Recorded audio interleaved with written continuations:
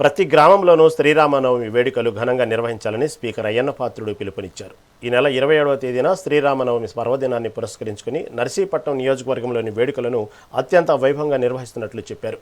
101 పంచాయతీల్లో ఉన్న రామ మందిరాల్లో గ్రామ పెద్దలు, యువకులు, భక్తులందరూ కలిసికట్టుగా స్వామివారి కళ్యాణోత్సవాలను, ప్రత్యేక పూజా కార్యక్రమాలను నిర్వహించాలని ఆయన కోరారు. 7వ తారీఖున అంటే శుక్రవారం నాడు శ్రీరామ నవమి పండుగ జరుపుకుంటున్న సంగతి మీ అందరూ తెలుసు.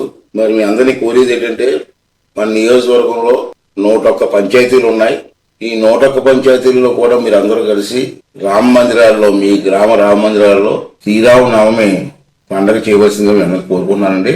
ఊర్లో అందరినీ పిలిచి, పెద్దలందరినీ పిలిచి శ్రీరామనవమి పూజ చేసి ఈ కార్యక్రమాన్ని విజయవంతం చేయవలసిందిగా మీ అందరినీ కోరుకున్నాను. చేయడమే కాదు, మీరు పూజ చేసే ఫోటోలు తీసి ఆ ఫోటోలన్నీ కూడా నాకు పంపించవలసిందిగా కూడా కోరుకుంటున్నాను. తప్పనిసరిగా ప్రతి గ్రామంలో కూడా శ్రీరామనవమి జరిగి తీరాలి. దానికి మీ పెద్దలందరూ కూడా సహకరించి చేస్తారని చెప్పి ఆశిస్తున్నారు. అదేవిధంగా ప్రజలందరినీ, ఆ గ్రామంలో ఉన్న ప్రజలందరినీ కూడా కోరికది ఏంటంటే, తప్పనిసరిగా మీ రామ మందిరంలోకి వెళ్లి శ్రీరామనవమి కార్యక్రమాల్లో పాల్గొని ఆ కార్యక్రమం విజయవంతం చేయవలసిందిగా గ్రామ పెద్దలందరూ కోరుకున్నాను.